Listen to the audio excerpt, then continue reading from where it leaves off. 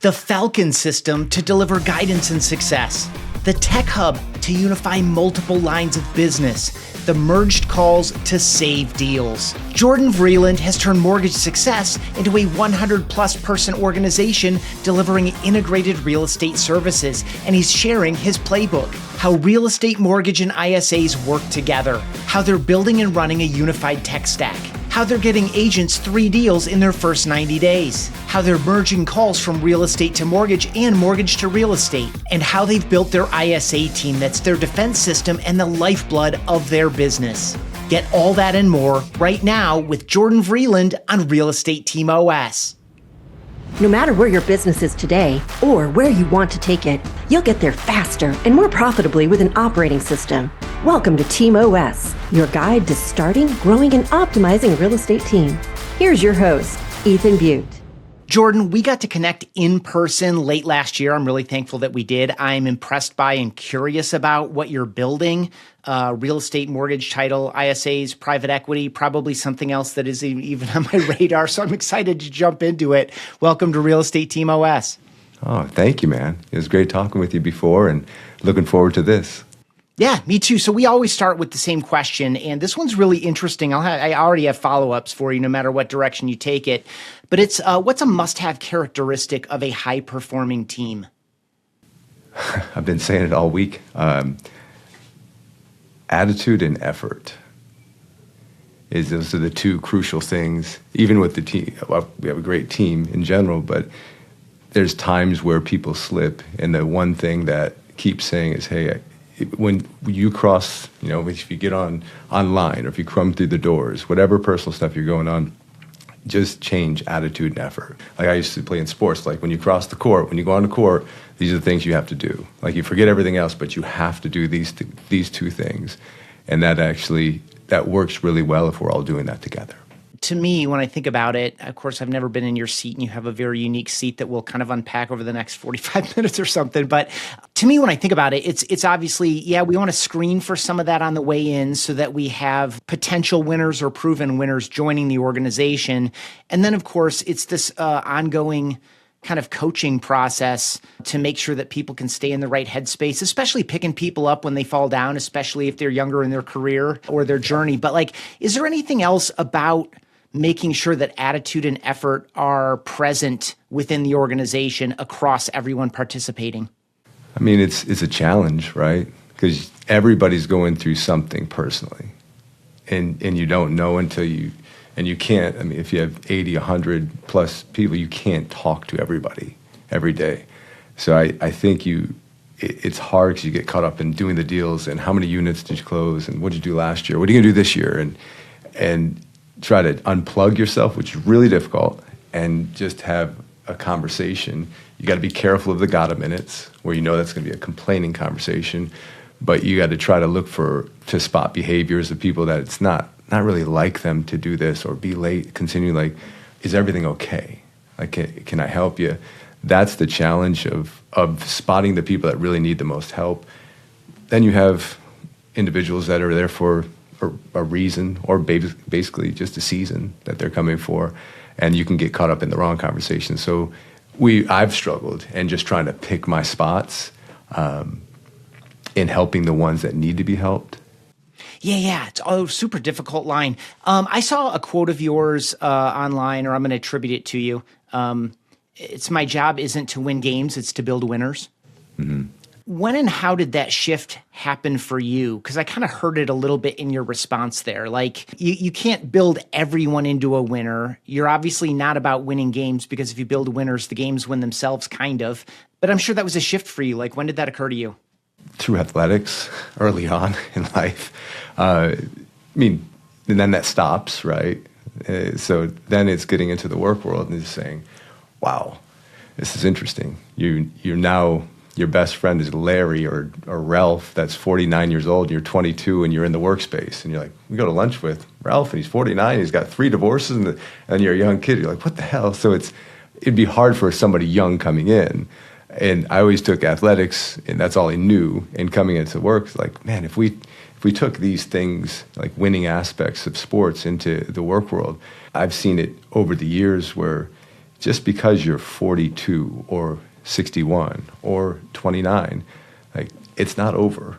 So a lot of people just work and they go and they clock out and see you later, my lunch pail and I'm blue collar. Like, you don't have to do that though. You can actually still win every day, and you could achieve, like, you're not done at 39, 40, even if you're new to the career, like mortgage, real estate, title, whatever it is. I just see it so many times where they're just doing the thing instead of like, but when you were 15, you want to be really good at football, basketball, baseball, whatever it was. You practiced, you trained, you wanted to win the tournaments. Like, why at 30, 40, 50, 60, why do we all give up? Like, it's over. So I think just raising winners, like constantly letting them know, like, hey, you're still in the game, like the game of life. Like, your kids are looking at you when you go home, your wife, your husband, like your parents are still looking. Like, don't you want to keep achieving? But trying to keep that mindset, because it is tough. It's like Groundhog Day. Every day you go into work and you do the same thing. And sometimes in this business is 7 days a week. So you got to break it out and just say, guys, let's constantly have minor victories. Gosh, it seems like as tough as a 7-day week is, those are like the best markets, obviously, because it's demanding that of you. Yeah. Not that you couldn't find something to do like 24/7, especially, all the entrepreneurs that comprise the organization. It's never over, and it's like there is no finish line. So you could go 24/7 if you wanted to. Okay, you came up on the mortgage side. You built a really successful mortgage business. Like, I'd love for you to we're not going to dwell exclusively in real estate, but obviously this is Real Estate Team OS. So we are going to talk, Vreeland real estate quite a bit. But you came up on the mortgage side. When did real estate occur to you? And was that the start of this kind of integrated set of companies you've built? Yeah, it started mortgage long ago. My older brother, he was in real estate, and so we were always doing deals and trying to figure out things together. But after a while, I would, like, he was a top-ranked realtor, and I would have, joint ventures with different real estate companies, or we'd have marketing arrangements, and with great different portal players, they'd connect me to, hey, this company in Colorado needs a lender, this one in LA needs a lender. So I was going all over trying to figure it out. Going to events and seminars and speaking, and I saw too much of the real estate side. And we were doing everything for them. We were in their CRMs. We had 34 CRMs at one time, 34 different CRMs that we'd have to log in, log out, figure out. And I had my team, and I had my wonderful ISA team in the Philippines, our Eagle team, and we'd have to learn it. We'd have to recruit for them, because hopefully one day we'd get that deal coming back. We'd have to troubleshoot it. We'd have to educate the agents, like, hey, this deal, this loan, the client's lying to you. You can't do it. No, and they're going after the hardest loans they could possibly do, and they're not closing. They want to quit, and we're trying to tell the broker or the team lead, like, hey, what are you doing? That you're doing it wrong. So after a while, in 2017, I said, hey, time out. I'm in all these meetings. I'm not recruiting anybody. I'm not taking anybody. I know the market. I know the lead flow. Like, I know this very well. And I'm spending 24/7 learning this and studying this. And I'm going to all the events. I'm talking to everybody. And so in 17, I just said, hey, I told my other brother, let's do it. Like, we can do this. And we have everything. We got a couple agents together, and then we put the marketing down. We had the systems going, and we took off from there. Awesome. I would love for you to characterize Vreeland real estate as it is today, like markets you serve, size, structure, culture, whatever you want to share about it to characterize it for folks, and then maybe pull out to include the other companies that are all kind of plugged in together.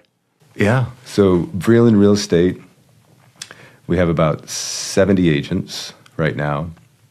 On mortgage, we're probably up to about 15 total with processing and loan advisors. And we have our team in the Philippines. We're up to 9, and that's more of our ISA division. And within real estate, we have obviously transaction coordinators, we have team leads, we have a broker, agents, and some support staff in there too. You're Tampa, Miami, Jacksonville for real estate? Yeah, we cover, like, I learned this, and I probably made a million mistakes and will continue to do so. But when I was going around, in mortgage, we had all these joint ventures and MSAs with different real estate groups. I was in New Jersey and California and Utah and places I've never even been to some of these places, but I was in these markets working with. So now I've had a history of doing that, right? I know how to do it. I know how I spent a ton of money and got nothing back from it, right? I know good relationships, bad relationships. I know the signals. So now we scaled back and said, hey, there's more than enough right here in Florida. But now we're starting to say, all right, well, we can pick our spots because we have the real estate built up. It was tough before because we didn't have agents. We were saying, hey, we got this cool thing, and we can pre-qual leads and send them to you, and we were known for that. But the agent wasn't ready. Sometimes we were the quarterback and throwing the pass, and the agent was like dropping the pass. Like, no, that was 800,000 ready to go. They want to make an offer. Yeah, I'll call them later. Like, oh my gosh, no. So talk about that. I mean, it sounds like you like lead gen was a strength. Yeah, we were. I mean, you could go off referral, and I did referral for a long time, but referrals are great if you have them, if you have a solid source, but they could dry up. So we had to, earlier on, we got into the lead game and just said, hey, let's figure this out. Vendors go up and down, good and bad, indifferent. So we figured out systems, and I'll never forget, I went to an event called LeadsCon, and it was like $900 a ticket, and at the time, like $900 I'm not going there. And I went, and there was very successful people that were telling me about it. I was like, yeah, but I'm not. I'm good. And I don't even a website. I'm okay. I have a sticky notes that I write stuff down. I'm good. I don't need that. And I go to work, and I forget it on my dresser. I'm like, oh. So there's others that had websites, and they're like, yeah, they're nerds. Like, this will never check out. And this was long ago. And then a buddy of mine was very successful, and he goes to LeadsCon. I'm like, okay, well, let me figure this out. And I started to see the others with websites that I thought would never lift off. They started doing a lot of production, and they're good, and they're getting billboards. I'm like, holy cow. So I got to figure this thing out. So I went, and everybody had orange shoes and T-shirts, and I'm like, I'm used to mortgage events, but everybody's got suits on. It was totally different, right? And I started learning systems and processes and SOPs, and like, oh, man, I'm figuring, okay, you do this, and this company you make it so much more easier for us. So that was the moment long ago we got in, and just half the stuff I didn't know what they were talking about. And then I just started learning and making tons of mistakes, and then learning. And now, some that are in the business, like, well, you're the lead guy. No, there's not a lead guy. It's not. But they don't understand. Like, if you're still shaking hands, you got to move, and you got to move with systems. Like, you adapt or die. And if you don't, it's going to be really tough. So I'm going to go out on a limb and say that $900 ticket paid for itself several times over. Yeah, I was totally out of place. Didn't understand anything. But after a while, then I kept going back, like, okay, I'm starting to understand this now. Why independent brokerage? I don't know, honestly. On mortgage, I've always been a part of a bigger company, and I just didn't see the value at the time, and not saying it's not there. I didn't see the value at the time. If I talk to people like, hey, we got leads, like, okay, what do you have? Like, PPC, like, I don't want those. I have much better stuff going. We're actually pre-qualing the client online, sending to the agent. We have a proven process that we're winning awards for. Like, would you have this? Like, no, that's pretty cool. Like, okay, why would I go to you if you don't have what I have already? So we sort of stayed in our own little bubble, and just kept refining our processes and just expanding that way. And it's worked for us so far. It made sense just to keep doing your own thing. Yeah, I didn't see anything better. I mean, I saw the stuff, and you go, and we have seminars, and like, okay, cool. What's the next one about? Short sales. Like, got it. You're still talking about short sale negotiating and how to do Facebook leads, and like, there's nothing wrong with that stuff. But we're moons past that. Like, who's teaching that? Well, Bob. Like, Bob hasn't been a producer since 1988. Why is Bob's like, no, I don't want this. So we're very tech forward, processes, thought. We want to be ahead of the curve on a lot of stuff. I like to be able to make changes if we need to really quick. Do you have like one core tech stack that real estate, mortgage, ISA, and title run off of? Or are, obviously different specialties have different tool sets, but like, is it all kind of connected at the center? Talk a little bit about your own kind of awareness or passion of tech over the years, like how that's evolved, and how it works across the multiple divisions. Yeah. So everything ties into Follow Up Boss, right? So that's our hub. And then we could have anything from third party, and we'll test a third party. It's good. And then it's not good because this other company's better now. And then this other company will come in. So using the integrations in Follow Up Boss helps a lot. We're plug and play. We're constantly moving tech partners. We'd love to keep everybody, but the problem is it's just moving so fast. So to me, it's like I love marketing and I love the technology part just because it's so intriguing that long ago we were like the stuff we had to do 25 years ago or 15 years ago is insane. If you look back, like you were doing paper applications, you were really FedExing stuff and you couldn't have a fax machine. So like now I don't want to name certain companies, but you have companies that are just going off role play and they're grading out your role play and companies are putting in notes for you and they're all the things that we have headaches with and they're very manual tasks that it's actually just happening. And the lead providers, they're doing a lot more than just giving you lead. They're assisting you in the process versus just giving you a lead and saying, figure it out.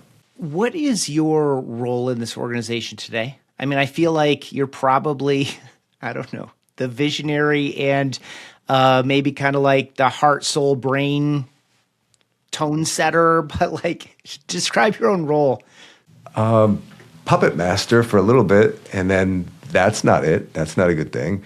A coach says, John Sheplack, every level has its devils. So he's told me that for years. But it was running around and trying to pick this one up, and you get this one set, and you got to run your title, and you got to figure out. I found that I'm most happy building. So building through tech, building through systems, and obviously having the right people to do it with. So a visionary builder, because they'll ask, like, what do you like to do? Like, I don't know. I just do everything that needs to be done. I'm just go over here. When you're growing, it's tough because someone quits and they have this division. What are you going to do now? You got to fill the hole. So you got to do it.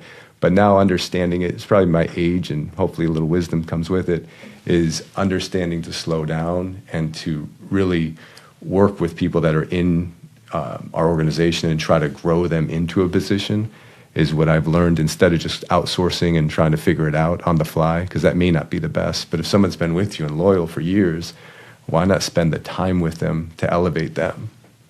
And have you been doing that across all of the different divisions? For example, just go back into like Vreeland real estate and talk a little bit about that structure.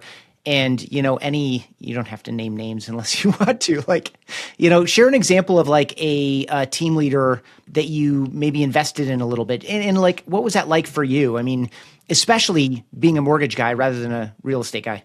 Yeah, interesting. We created a position called Falcon. My love for ChatGPT and having conversations about nothing and everything, it turned into something. So I was just going through and thinking about I'm always thinking about the athlete in me, thinking about weaknesses and where's the holes and how can we fill it? What can we do better? And I was thinking about a position. It's like, you could say team lead, but that's sort of played out. But what we really need is on the recruiting classes, we're averaging, 12 to 20 a month coming in on agents. And you got that first week and Spring Benson had Hello Week and okay, we're going to do that. And we took pieces from others in the Chat Black community and saying, hey, you guys do this. And they're all phenomenal. And they got great ideas. And we have some of the ideas we're putting together too. And but week 2, week 3, we're not really great at that. And we're probably telling people push them, you're going to figure it out and make calls. And we're figuring out and follow boss, they're just making a bunch of calls and probably pissing off a lot of clients. And then they're texting and they're template texting everybody. They're just robotic. So we figured out and said, hey, we have top producers. So one of the top producers, we just said, hey, there's a Falcon position. I was going through and thinking the animal that's best, and it swoops down in. So if you can swoop down in, see that this client needs to make an offer, the client doesn't know what to say, but they jump in a group text and do it, or they're going over, they're pulling them in coaching, and so they're really getting involved in the process from week 2 to maybe 60, 90 days. Let's get everybody to 3 deals. Let's find a way to get them 3 deals really fast, because most times when agents see the first check or second check coming in, they close the deal and they see it. Now they're like, okay, I believe you. Because I think we're putting a lot of tech in all these awards and everything we do, and this is great. But, I was talking over the weekend about this, I know they hear this from every brokerage they tried. Sometimes it's not the brokerage, it's their personal habits that held them back. But they hear a lot. And I don't know if what they're getting is the truth or if they're really getting a winning strategy of doing it, because they bounce brokerage to brokerage and it could be one of the two, but we have to do a really good job of illustrating and overseeing. And one said micromanaging, not micromanaging, but if you got 3 deals in the first month or 2 months, then you'd be really happy. And you'd actually, we say a lot of times, just run the play, man. Our plays work really well. Just listen to the Falcon, listen and run the play. And so that role is an agent, and they're also doing this in addition? Yeah. So we did it. It worked really well. They're receptive. We're on Roam, which is similar to Zoom, but Roam is a little bit better. You can move back and forth. So they're at shift change, but they're constantly in the room sharing screens, so it's interactive because we're not all in the same place. Some agents are out of their living room. They're at Starbucks. They're in their car. But they always can pop in for guidance. And it works so well on the real estate side that we did it on mortgage. Said, hey, we're going to do a mortgage Falcon. And now the two connect, and it takes time away from me that I don't have to jump in to firefight every single deal. Really good. I want to talk a little bit about mortgage, and I want to talk a little bit about ISA. And I guess we'll start with mortgage just because you introduced the word, and so it's top of mind for me in this moment. What do you wish more real estate professionals knew or understood about LOs, the loan process, or just the mortgage business in general? Picking out the right deal and not just listening to the client what they want to do. There's a lot of good loan officers or loan advisors out there, welcoming them into your CRM and making them respond. And some LOs will, some won't. But the more unified you can be, and you don't need to have 7 different lending institutions to try to split the marketing. Like, pick one and work together really well in sync, where you can finish each other's sentences, group text, but be careful on just doing any deal because the client told you. There is some hard loan products that take 60, 90, 120 days, and you're fighting for escrow money back. And if you can select, conventional, FHA, VA, and there's some non-QM loans that are pretty good, but be careful on selecting the hardest deals out there, like DPAs and home path renovation, 203K. Not saying they don't go, but a lot of times agents pick that, or they just do it, they will close, and then they get so frustrated. Most of them leave the business because real estate's too hard. It's not too hard, but the two of you got together, or you said yes to it and you gave it to the lender and they have a 400 credit score and you were showing them for 3 months. But get them involved earlier on and make a connection, but be inside Follow-Up Boss together. For an agent or a team leader who's watching or listening that doesn't have the benefit of having a mortgage expert kind of at the head of their company, how far should a real estate professional go in understanding the nuances of different mortgage products? And if you feel like that is a responsibility or at least an opportunity, I think it probably is, where should they go? Where should they get studied up if they don't have someone who can kind of answer questions and feed them and maybe even build some mortgage education into the onboarding experience? That's a good question. And I was thinking while you're saying, what would I do? If I was them when I didn't know, what would I do? I would look for the top producers, and you can find them. Look for the top producers in your market in lending. And they should be contributing, right? And they should be on YouTube and Instagram and Facebook. They should be giving information. Just listen to what they're saying. Watch some videos on it. And it's not your job. We say this to agents all the time. It's not your job to pick the loan product and talk about rate. It's not your job. What you want to do is once it gets out of bounds and you're like, I don't know, just say, hold on a second. Get the LO on the phone. Call them. Hey, hurry up. Need you. Cool. Hey, I got Ethan on the line. Either they had a question about this loan, but always say, hold on 1 second, let me take care of you, and then merge it. And if you get that LO on the phone, just listen to what they're saying and how they're, no, you don't want to do that. Okay, here's what we want to do. But the merge call and listening to them live, that's going to build your knowledge level instead of you just trying to look at the best loan products. Nobody's going to do it, first of all. You're not going to go in and research it and then remember, you got all this other stuff to do in tours. And LOs shouldn't do that with real estate either. But just hold on 1 second. Let them be on the phone with a client and hear them. And you're going to find out if someone's telling terrible voice, but if you're watching some of the top producers in your market in general, just listen to what they say when they're live with the client, because that's game time. Yeah. I assume that what you just described is something that's available to a client of, your mortgage company or your real estate company. I'm sure that you have this kind of down a little bit. Talk at whatever depth you would like about the integration of a mortgage business with a real estate business in a way that, stays fully compliant, but improves the client experience. Because what I heard in your response there was like an instant three-way with an LO in the conversation. Yep. I feel like if I was a client and that happened like bang, bang, bang, like, oh, wow, I'm talking with, that would be impressive to me. So I assume because your mind went there that it's something that you're doing. Talk about, some of the steps to make that work.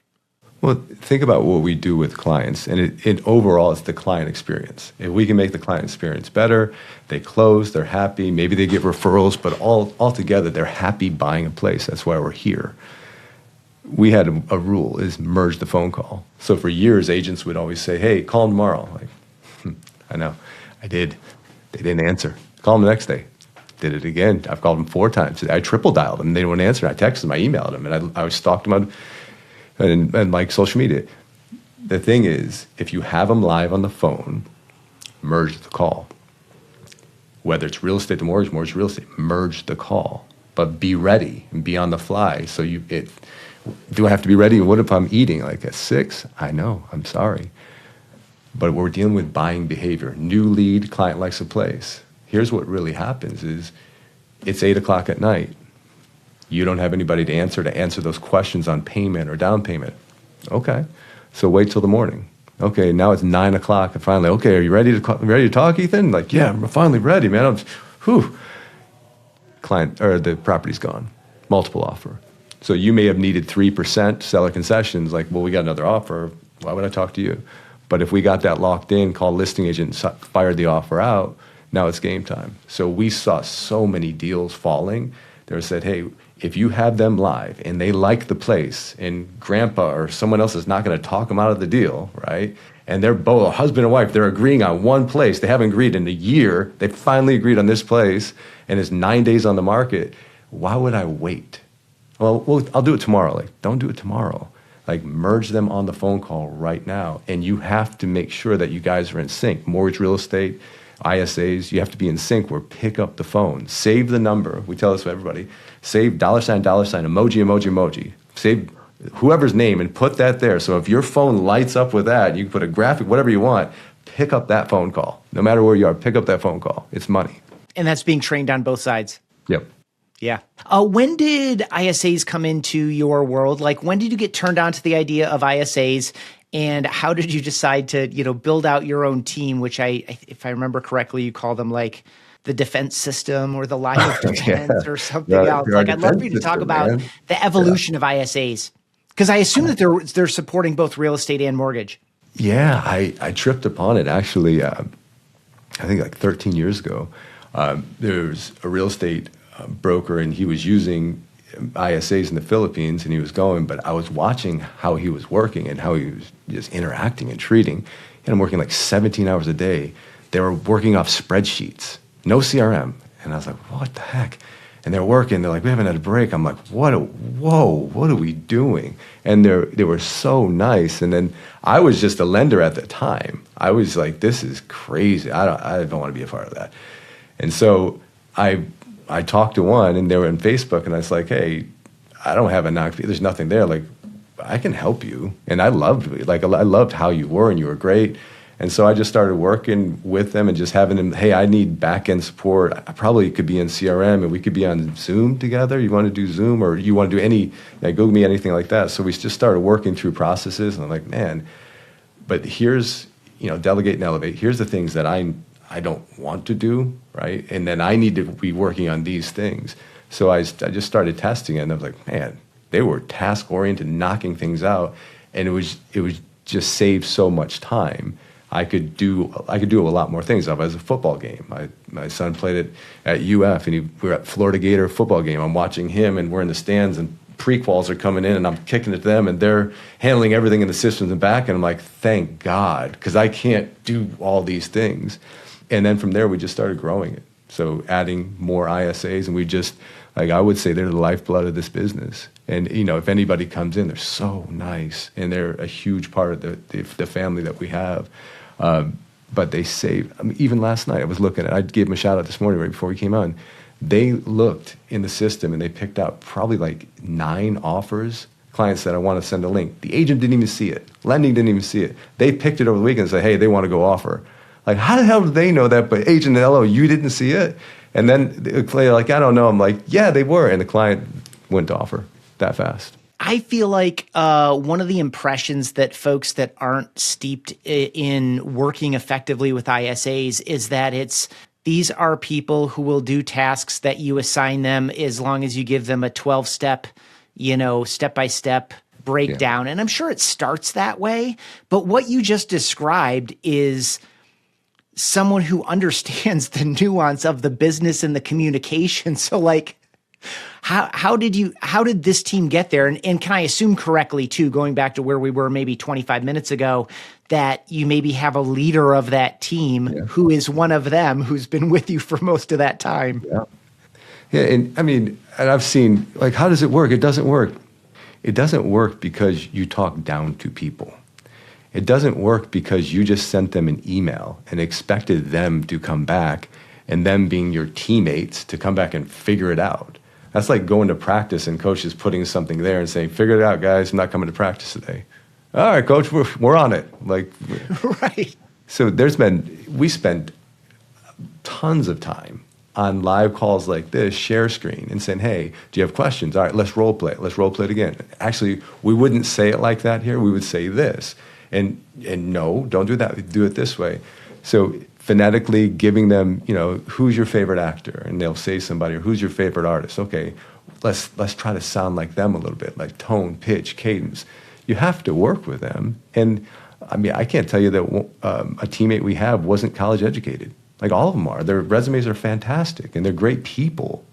So taking the time to never say assistant, I don't like it.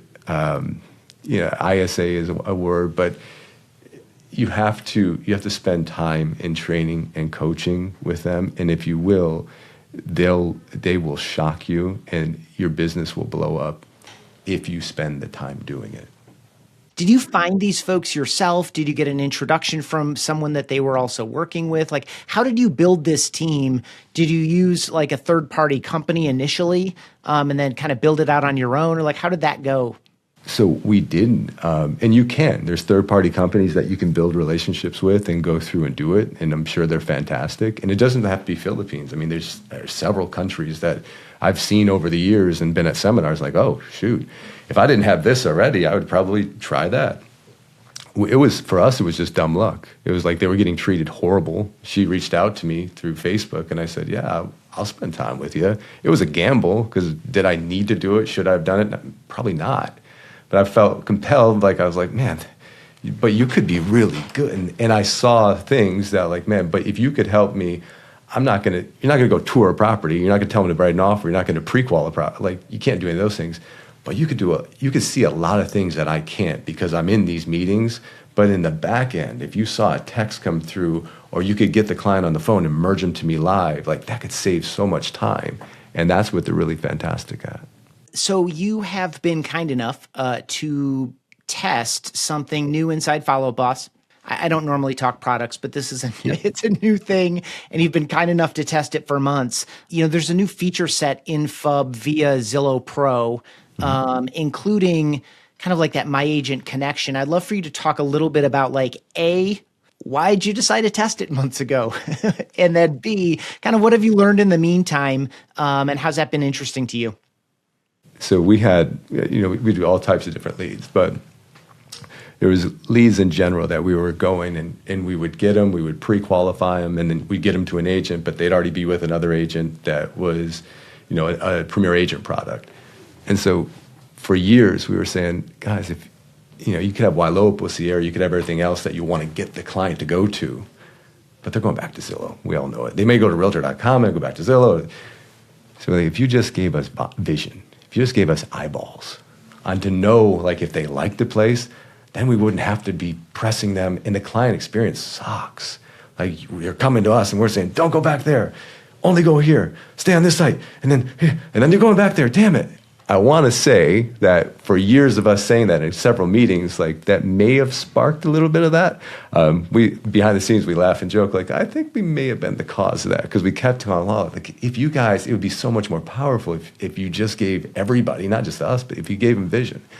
So the My Agent is, I see it, we've made mistakes with it, but if I can get the client for a year, if I can send them, we call it Z-Buddy, if I can send them a message and they say yes to it, it's for a year. If it's anybody else that we have, say it's a referral or a different lead source, if they can say add me as agent and I send it out, and that's 3 years. So for 3 years, I can see everything they're looking at or help them, right? I don't have to say, so do you see any properties you like?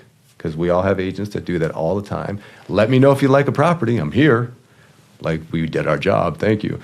So now they like 123 Main Street and they hearted it, then you could have a better conversation. Like, hey, actually, I showed that one. I closed the home. Like, there's more intentional conversation or text that you can have based off what they want. And the client doesn't have to feel uncomfortable about you just having that weird text template or, how you doing today? Is it cold over there? Like, holy cow. So it takes the salesmanship or the advisory. So you should be advising your client. It takes that to a new level where you have something to gain, but you have something to give the client, as opposed to just trying to sell them something, which we can't stand when people do that here. Yeah, that visibility, I like your language around that too. I think I also heard you describe it as like GPS or something. And this is the idea of like, sometimes we're nurturing people for, months and months at a time. And, you try to check in and like, not that you say, hey, I'm checking in, but, we try to come up with means and opportunities. Sometimes it's automated. Sometimes it's a reminder for the human to do the activity. We try to stay in touch. And so this idea of like knowing where the client is when they're not on, coastalproperties.net where you want them. They're on Zillow where they just want to go because that's what they know and that's what they do. And I don't think your team's been on it long enough to know, like, for that person that you closed 3 months ago, like, what are they doing 18 or 24 months from now? Like, maybe they're not in the right place. Maybe they are starting to look again. And you think about it, you think 5-10 years ago, I'm like, we battled with it. You don't know what to say to the client, and it's uncomfortable. Like, even as team lead, hey, so how's your dog's all right? Like, you're trying to look up your old note, and maybe you have it in background notes. If you put it in anyway, in background notes, it'd be there, right? But you're trying to they said hello, like, holy cow, I got to talk to them something. They don't care that you're going to ask them the same question if you're going to touch base every quarter. Like, they know you call every quarter. They know you call every Wednesday at 2 o'clock because that's your call time. So this just gives something different. Like, you want to talk about a property, they want to buy a property, and you could see how long they've done it. To your question, or to your response, what you had, was interesting too, because I say this could and should be our best post-close product.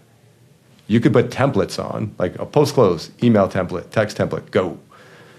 That's great, but it doesn't make any sense. Now, if they look and look and look, like if they're looking hard and like, hey, are you trying to sell?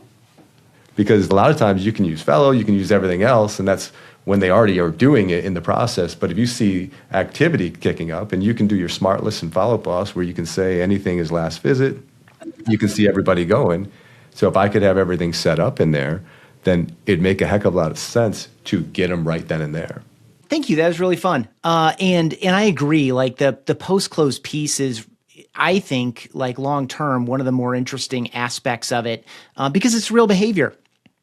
As opposed to, the response to an email or the response to a text, which, may be sincere or earnest in nature, but it's not necessarily behavior. People don't always know what they need or want, but their real behavior says something very clear. And if you talk to them at that time, it doesn't have to be weird. They're going to be guarded anyway. But you could say something easy and get into the conversation. Then you can talk about their dog or their cat or their kids at 10th grade now, and you can soften the conversation up. It flows a lot better than what we've had before is nothing, and we're trying to make a conversation up. That sucks. Yeah. Yeah. I guess to kind of like bring this to a close and to kind of call back, you mentioned John Cheplack and the community that he's built. obviously a ton of amazing, highly performant team leaders. As you got deeper into real estate and you got into communities where some of like the best, operators in the business on the real estate side are hanging out, like what surprised you about real estate or the real estate business or team leadership? Like what was the same as you maybe expected and what was different than what you expected? Like how did you come to feel at home? And what were some of like the break-in experiences as you started to connect with some of the best real estate team leaders around? I think for years, like you saw them and you didn't really talk. So mortgage and real estate is weird because mortgage, you're always begging the realtor for a deal. And they're saying, give me money. And you're like, I don't know. You're gonna give me a deal? Like, give me money. And like, okay, because they have leads and everything else. But for us, it was different because we didn't need that, right? So we were coming in, and I was coming in to the community years ago. It's just like, hey, now I'm on a level where I don't want deals. I want to communicate. And I want to grow the real estate business, but it helps grow all businesses too, because you're dealing with, like, you got some monsters in these rooms, right? And I think getting in there and then growing it, but now being equals with them and having real solid conversations and friendships, that was a thing that I didn't think would happen, right? I thought it would just be conversations, it's superficial and nobody helping, but they're literally giving Playbook. That's what we do. Like, I'll give Playbook, I'll help out anybody because there's really no competition. There's enough business to go around, but if everybody's nice and we help one another, you don't know what anybody, like I said before, even team leads and broker, you don't know what they're going through. Like, you could help them fast track 6 months before because they didn't try this technology and they could have. So in these rooms, like, that's what actually people do, which is amazing to me. I love it. Yeah. And it's a you get what you give type situation. Yeah. I mean, I'm sure, no matter what rooms you've been in, I'm sure there are some people that are more closed off, but they're only getting back what they're giving away. Yep. And you could tell, like, they're closed off, they won't talk. Like, okay, that's weird.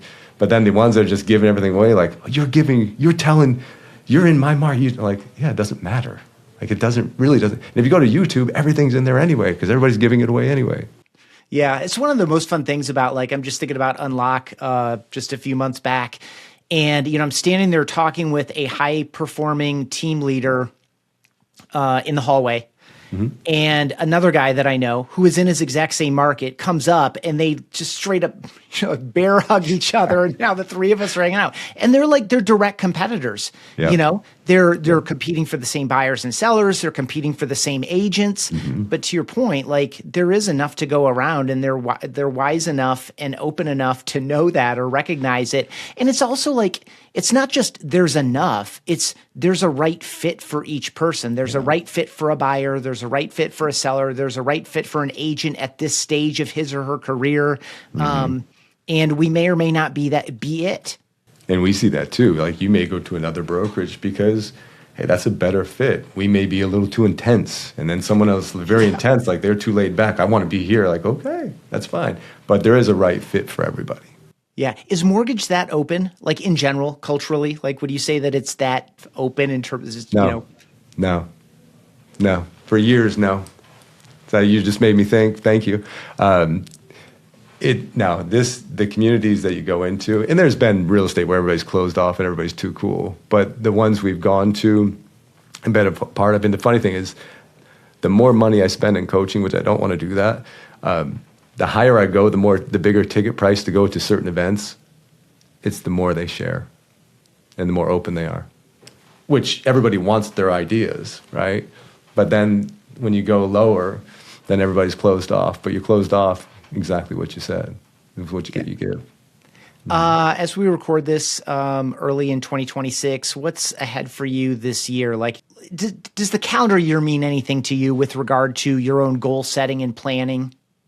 I think it's good, man. I think it's good for the units and volume and more so for everybody what they want to hit and what they personally want to overcome. Like, we do go into the board and, like, what do you personally want to come? What do you want to make? Everybody wants to make X, Y, Z. But more so, what do you want to overcome? And if that happened, what would that bring?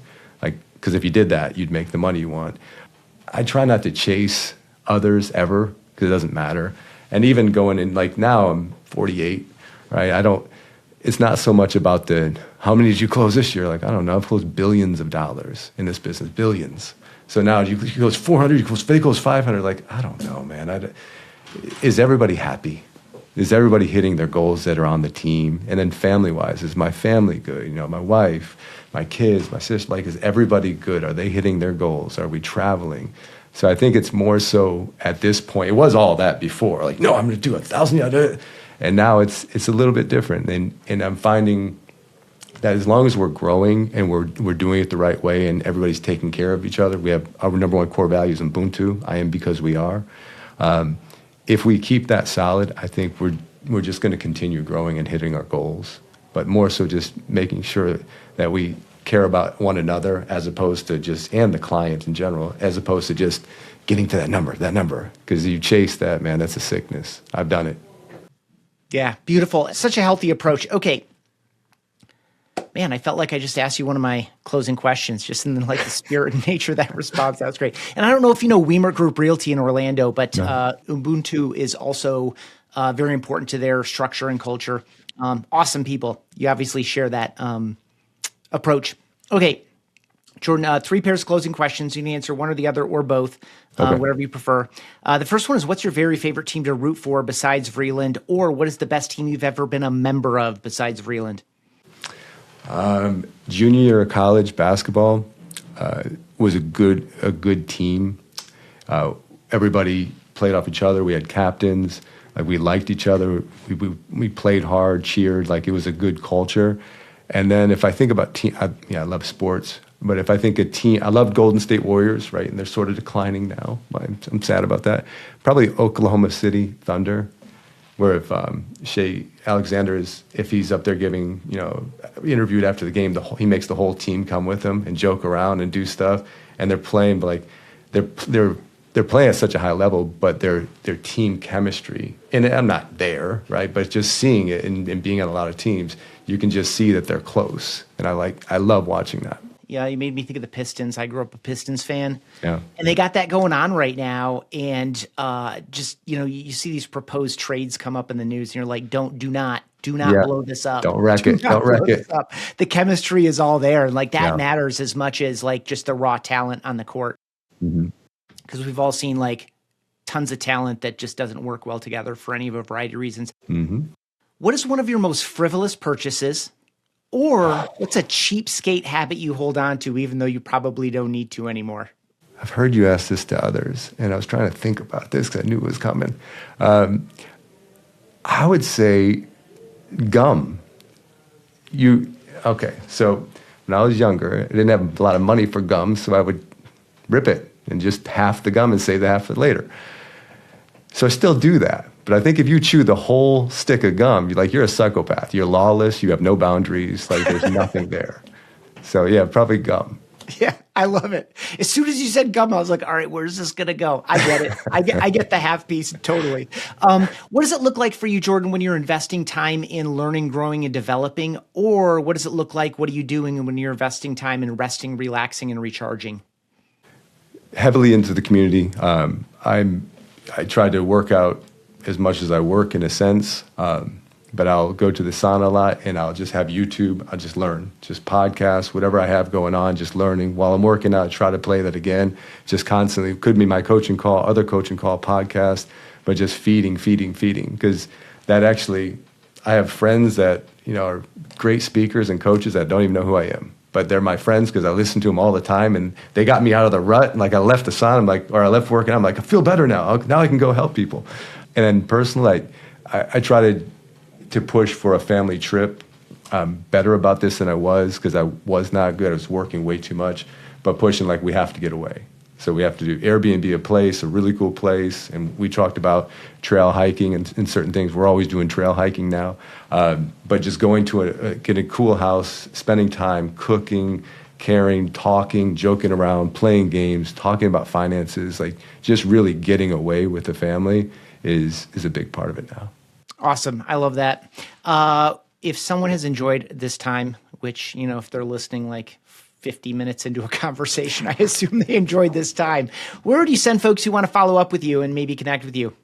Yeah, just Vreeland Real Estate, Instagram, Facebook, anything like that. Just Vreeland Real Estate. Just hit us up. If you have questions, comments, anything like that, You want to jump on a Roam or a Zoom just to have ideas? Yeah, for sure, man. We'll jump on anytime. Cool. Links are down below in the description, whether you're watching on YouTube, you're listening in Apple Podcasts, you're watching or listening in Spotify, or watching or listening on the website. Links are all right down below to learn more about Jordan and his massive integrated business. I love what you've built. I wish you continued success in the year ahead, and thanks for spending this time with me. Awesome. Thanks, buddy. Thanks for checking out this episode of Team OS. Get quick insights all the time by checking out Real Estate Team OS on Instagram and on TikTok.